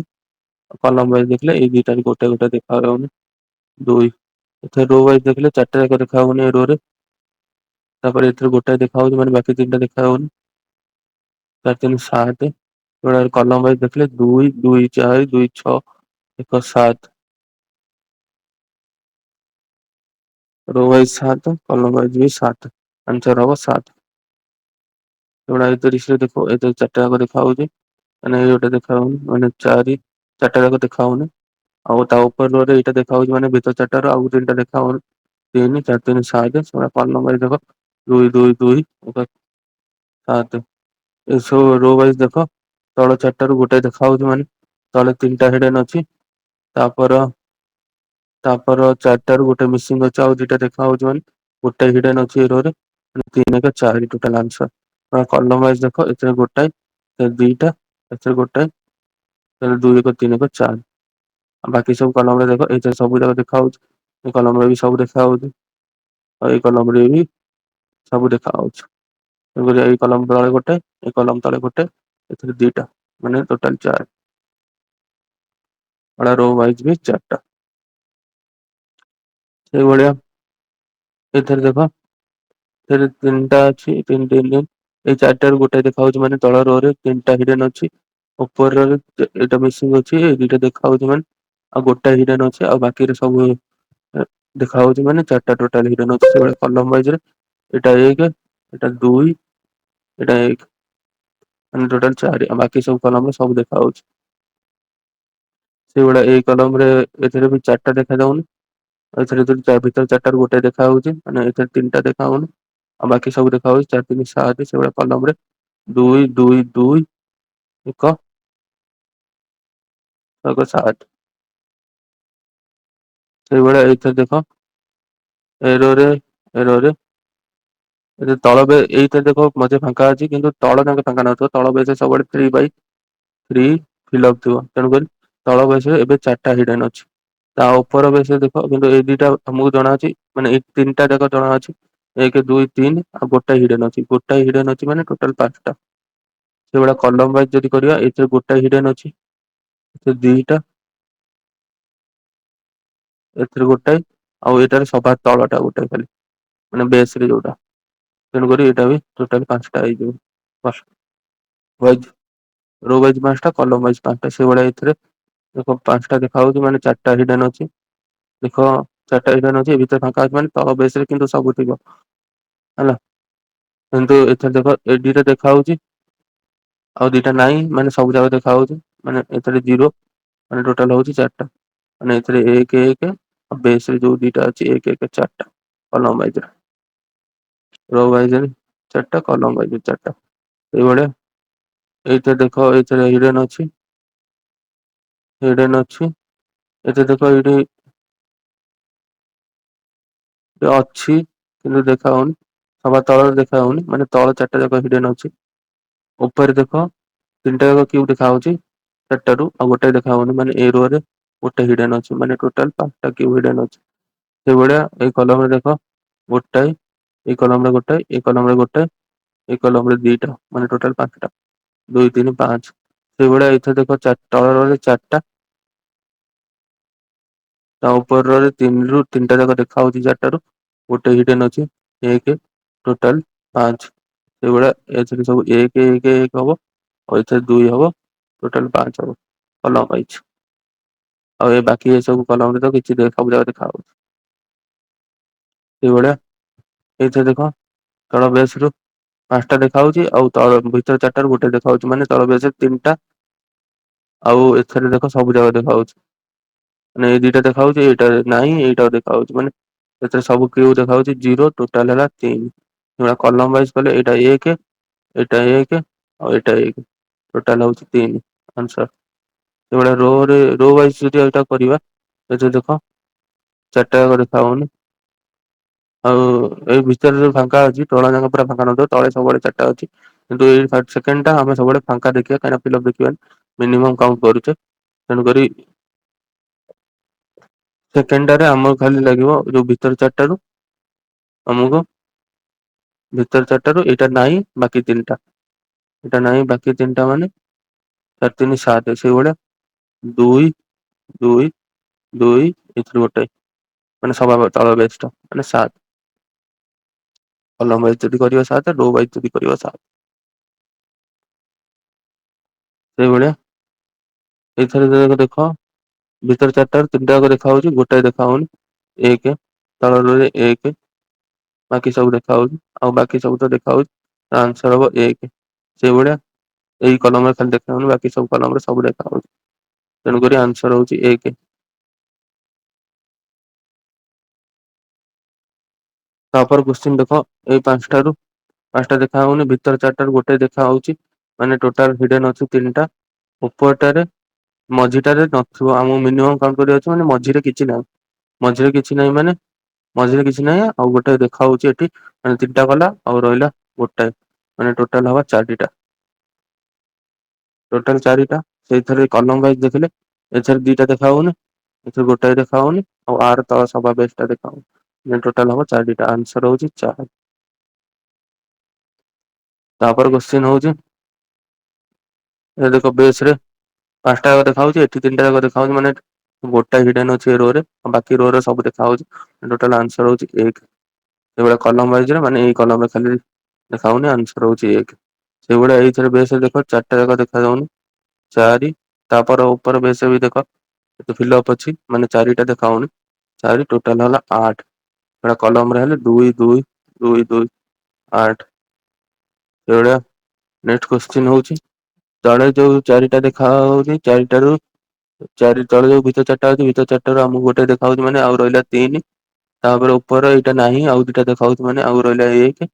ଟୋଟାଲ ହବ ଚାରି। କଲମ ୱାଇଜ ଯଦି ଯିବା ଆମର ଏଠି ଜିରୋ ଏଠି ଜିରୋ ଏଠି ଜିରୋ। ଏଠି ଏକ ଏଠି ଦୁଇ ଏଠି ଏକ। ଜିରୋ ଏଠି ଜିରୋ ଦୁଇ ଦୁଇ ଦୁଇ ଏକ ଦୁଇ ଦୁଇ ଏକ ମାନେ ଚାରି। ଆନ୍ସର ହଉଛି ଚାରି। ସେଇଭଳିଆ ଏଠି ରୋ ୱାଇଜ ଯଦି ଯିବା ଏଇଟା ହେଲା ଚାରି। ଏଥିରେ ଗୋଟେ ଦେଖା ହଉଛି ମାନେ ତିନି ଚାରି ତିନି ସାତ କଲମ ୱାଇଜ ଯଦି ଯିବା ଦୁଇ ଦୁଇ ଦୁଇ ଏକ ସାତ। ସେଇଭଳିଆ ଏଇଥିରେ ଯଦି ରୋ ୱାଇଜ ବେସ ରେ ସବୁବେଳେ ଚାରିଟା ଥିବ କାହିଁକିନା ମଝିରେ ଦିଟା ଫାଙ୍କା ଅଛି ତଳେ ଫାଙ୍କା ନଥିବ। ବେସ ରେ ସବୁବେଳେ ଚାରିଟା ଥିବ ମାନେ ଏଥିରେ ବେସ ରେ ସବୁବେଳେ ନଅଟା ଥିବ ମାନେ ଏଇଥିରେ ଚାରିଟା ଯାକ ହିଡେନ୍ ଅଛି। ଚାରି ଏଇ ରୋ ରେ ଦେଖ ଖାଲି ଆ ମଝିରେ କିଛି ନାହିଁ ପଛରେ ଦିଟା ଅଛି। ପଛରେ ଦିଟା ଅଛି ଚାରିଟାରୁ ଦିଟା ନାହିଁ ଦିଟା ହିଡେନ୍ ଅଛି। ମଝି ଚାରିଟାରୁ ଖାଲି ଦୁଇ ଉପରେ ସବୁ ଯାକ ଅଛି ଛଅ। ସେଇଭଳିଆ ଏଥିରେ ଦୁଇ ଦୁଇ ଏକ ଏକ ଛଅ। କଲମ ୱାଇଜରେ ସେଇଭଳିଆ ଏଇଥିରେ ରୋ ୱାଇଜ ଯଦି କରିବା ଏଇଟା ଚାରି। ଏଥିରେ ହିଡେନ୍ ରୁ ଏଥିରେ ତିନିଟା ଦେଖା ହଉଛି ଗୋଟାଏ ମାନେ ପାଞ୍ଚ। ସେଇଭଳିଆ ଏଇଥିରେ କଣ କରିବ ଦୁଇ ଏକ ଏକ ଏକ ପାଞ୍ଚ ଆଉ ବାକି କଲମ ତ ସବୁ ଦେଖା ହଉଛି। ତାପରେ ଏଇ ତିନିଟା କୋଶ୍ଚିିନରେ ଦେଖ ଏଥିରେ ରୋ ୱାଇଜରେ ଏଥିରେ ରୋ ରେ ସବୁ ଦେଖା ହଉଛି ଭିତରୁ ଗୋଟାଏ ଦେଖା ହଉନି ଗୋଟାଏ ଦେଖା ହଉଛି ମାନେ ଆଉ ତିନିଟା ହିଡେନ୍ ଅଛି। ତା ଉପରରେ ଏଠି ଫାଙ୍କା ଅଛି ଆଉ ଦିଟା ଦେଖା ହଉଛି ମାନେ ଗୋଟାଏ ହିଡେନ୍ ଅଛି ମାନେ ଟୋଟାଲ ଚାରିଟା। କଲମ ୱାଇଜରେ ସେଇଭଳିଆ ଦେଖିଲେ ଏଥିରେ ଦୁଇ ଏଥିରେ ଏକ ଏଥିରେ ଏକ ମାନେ ତିନି ଏକ ଚାରି ଟୋଟାଲ ଚାରି ହେଲା ଆନ୍ସର। ଏଥିରେ ରୋ ୱାଇଜ ଦେଖିଲେ ଚାରିଟା ଯାକ ହିଡେନ୍ ଦେଖା ହଉଛି ତଳ ରୋ ର କାହିଁକିନା ତଳ ରୋ ରୁ କିଛି ଦେଖାହଉନି। ତା ଉପରେ ଯୋଉ ଭିତର ଚାରିଟାରୁ ତିନିଟା ଦେଖା ହଉଛି ଗୋଟେ ହିଡେନ୍ ଅଛି ଚାରି ଏକ ପାଞ୍ଚ ସେଇଭଳିଆ ଦୁଇ ଏକ ଏକ ଏକ ତିନି ଦୁଇ ପାଞ୍ଚ। ସେଇଭଳିଆ ଏଥିରୁ ତଳ ରୋ ରୁ ଚାରିଟା ଯାକ ହିଡେନ୍ ଅଛି ତା ଉପର ରୋ ରୁ ଚାରିଟା ଯାକ ଦେଖା ହଉଛି ମାନେ କିଛି ହିଡେନ୍ ନାହିଁ। ତାହେଲେ ଟୋଟାଲ ଚାରି ଚାରି କେମିତି ଏକ ଏକ ଏକ। ଚାରି କଲମ ୱାଇଜ ଯଦି କରିବା। ଆଉ କିଛି ଏବେ ଆମେ ବହୁତ ଗୁଡା ରୋ ୱାଇଜ କଲମ ୱାଇଜ ଡିସକସ କଲେ। ଗୋଟେ କୋଶ୍ଚିନରେ ମାକ୍ସିମମ୍ 10 ସେକେଣ୍ଡ ନୁହଁ 5 ସେକେଣ୍ଡ ଲାଗୁଛି। ତାପରେ କିଛି ସ୍ପେଶାଲ ଟାଇପ୍ ର କୋଶ୍ଚିନ୍ ଡିସାଇଡ୍ କରିବା ଆପଣମାନେ ଟାଇମର ଦେଇକି ପ୍ରାକ୍ଟିସ କରିବେ ହିଡେନ୍ କ୍ୟୁ ଆପଣ ମାନଙ୍କୁ ଜଣା ପଡିବ। ଆପଣ ମାନଙ୍କୁ ରୋ ୱାଇଜ କମ୍ଫର୍ଟେବୁଲ ଅର୍ କଲମ ୱାଇଜ ଏଇଟା ଗୋଟେ ଟାଇପ ଅଫ କୋଶ୍ଚିନ୍ ଅଛି ଯୋଉଥିରେ କି ଛଅ ସାତଟା ବ୍ଲକ ଅଛି। ତିନି ତିନି ଛଅ ସାତ ଅଛି ସାତ ଅଛି ମାନେ ସାତ ଅଛି ସାତରୁ ଏଇ ରୋ ରେ ଦେଖ ଏଇ ଭିତରେ ଚାରିଟାରୁ ଗୋଟେ ଦେଖା ହଉଛି ମାନେ ତିନିଟା ଆଉ ବାକି ଏଥିରୁ ତିନିଟା ଯାକ ଦେଖା ହଉନି ମାନେ ଗୋଟାଏ ଏ ରୋ ରେ ଗୋଟାଏ ହିଡେନ୍ ଏ ରୋ ରେ ଗୋଟାଏ ଏ ରୋ ରେ ଗୋଟାଏ ମାନେ ତିନି ଦୁଇ ତିନି ତିନି ଛଅ ଟୋଟାଲ ଛଅଟା ହିଡେନ୍ ସେଇଭଳିଆ କଲମ ୱାଇଜ ଯଦି ହିସାବ କରିବା ଟୋଟାଲ ସାତଟା ଅଛି। ଟୋଟାଲ ସାତଟା ଅଛି ସାତଟାରୁ ରୁହ ଗୋଟେ ଦେଖାହଉନି ଗୋଟେ ଦେଖାହଉନି ତିନିଟା ଦେଖାହଉନି ଚାରି ପାଞ୍ଚ ଭୁଲ ହେଇଗଲା ପରେ ଦେଖିବା ଏଥିରୁ ଆମକୁ ତିନିଟା ଯାକ ଦେଖାଯାଉନି ତିନିଟା ଦେଖା ହଉନି ତାପରେ ଏକ ଦୁଇ ତିନି ତିନି ତିନି ଛଅ ତିନି ଏକେ ଚାରି ପାଞ୍ଚ ହଁ ହଁ ମାନେ ଏଥିରେ ଚାରିଟା ଯାକ ଦେଖା ହଉନି କଲମ ୱାଇଜ ଏଥିରେ ଏକ ଦେଖା ହଉନି ଏଥିରେ ଏକ ଦେଖା ହଉନି ଛଅ ସେଇଭଳିଆ ରୋ ୱାଇଜ ଯଦି କରିବ ଏଥର ରୋ ୱାଇଜ ତଳ ସବୁବେଳେ ବେସ ଚାରି ଚାରିଟା ଅଛି ମାନେ ଏଇଟା ଫାଙ୍କା ମାନେ ସବୁ ଯାକ ତଳ ଯାକ ଫାଙ୍କା ଥିବ ବୋଲି ମାନେ ତଳ ଲେୟାରେ ଥିବ ମାନେ ଏଥିରେ ଚାରିଟା ଫାଙ୍କା ଅଛି ଏଥିରେ ତଳ ଲେୟାର ଏଇ ଦିଟା ଫାଙ୍କା ଥିବ ମାନେ ଚାରିଟାରୁ ଦିଟା ଲୁଚିକି ଅଛି ମାନେ ଛଅ ସେଭଳିଆ କଲମ ରେ ଯଦି କରିବ ଏଇଟା ଦୁଇ ଦୁଇ ଏଇଟା ଏକ ଏକ ଛଅ ଏଇଭଳିଆ ସେଇଭଳିଆ ଏଇଟାରେ ଯଦି କର୍ଣ୍ଣର ଫାଙ୍କା ଅଛି ମାନେ ତଳ ଯାକ ଫାଙ୍କା ଅଛି ବୋଲି ଭାବିବନି ତେଣୁକରି ଏଇଟା ଦେଖିବ ଯେ ଏଇଟା ତଳେ ହିଡେନ୍ ଅଛି ସବୁ ଚାରିଟା ସବୁଆଡେ ଚାରିଟା ନୁହଁ କେସରେ ହିଡେନ୍ ଅଛି ଚାରିଟା ତାପରେ ଏଇଟା ଦେଖ କର୍ଣ୍ଣର ଦେଖା ହଉଛି ଏଇ କର୍ଣ୍ଣର ରେ ଯୋଉ ସେକେଣ୍ଡ ରୋ ଟା ନଥିବ କର୍ଣ୍ଣର ସେକେଣ୍ଡ ରୋ ନଥିବ ମାନେ ବାକି ତିନିଟା ହିଡେନ୍ ଅଛି ତିନି ଚାରି ତିନି ସାତ ସେଇଭଳିଆ କଲମ ୱାଇଜ କଲେ ଦୁଇ ଦୁଇ ଦୁଇ ଏକ ସବା ତଳ ଯୋଉ ବେସଟା ସେଇଭଳିଆ ଏଇ କୋଶ୍ଚିନ୍ ଦେଖ ବେସରେ ସବୁବେଳେ 4ଟା ଥିବ ମାନେ 4 ଏଥିରେ 2ଟା ନାହିଁ ଆଉ ବାକି 2ଟା ଅଛି 2 6 ଆଉ ବାକି ସବୁ ଏରୋର ତ ସବୁ ଦେଖାହଉଛି ଏରୋର ବି ସବୁ ସେଟା କଲମ ୱାଇଜ ଦେଖିଲେ ଏଥିରେ 2 2 1 1 6 କାହିଁକିନା ଆମକୁ ମିନିମମ୍ ଦେଖାଯାଉଛି ଆରଡିଏକ୍ସ ଅନୁସାରେ ତାପରେ ଆଉ ପଛରେ କିଛି ନଥିବ ତେଣୁକରି ଏଇ ଯୋଉ ଭିତରେ 4ଟା ଅଛି ଭିତରେ 4ଟା 2ଟା ହିଡେନ୍ ଅଛି ସେଇଭଳିଆ ଏଥିରେ ଦେଖ ଭିତରେ 4ଟାରୁ ଗୋଟେ ଦେଖା ହଉଛି ମାନେ 3ଟା ତଳ ରୋରେ 3ଟା ଉପର ରୋରେ ତା ପଛରେ ନାହିଁ କିଛି ଆଉ ଏଇଟା ଦେଖା ହଉଛି 2ଟା ନାହିଁ ଗୋଟେ ଦେଖା ହଉଛି ମାନେ ଆଉ ଗୋଟେ ତାପର ରୁ ଗୋଟାଏ ତାପର ରୋରୁ ଗୋଟାଏ ଆଉ ଏ ରୋରୁ ସବୁ ଯାକ ଦେଖା ହଉଛି ମାନେ 5ଟା ଟୋଟାଲ କଲମ ୱାଇଜ ଯଦି କରିବା ଏଥିରେ 2 ଏଥିରେ 1 ଏଥିରେ 3 ଏଥିରେ 1 ହବ ପଛରେ 2ଟା 1 ପଛରେ ଆରି ପଛରେ ଗୋଟେ ମାନେ ଆ ପଛରେ ଯୋଉଟା ଅଛି ଦେଖାଉଛି ବେସ ମାନେ 3 1 4 ଟୋଟାଲ ଏଥିରେ 2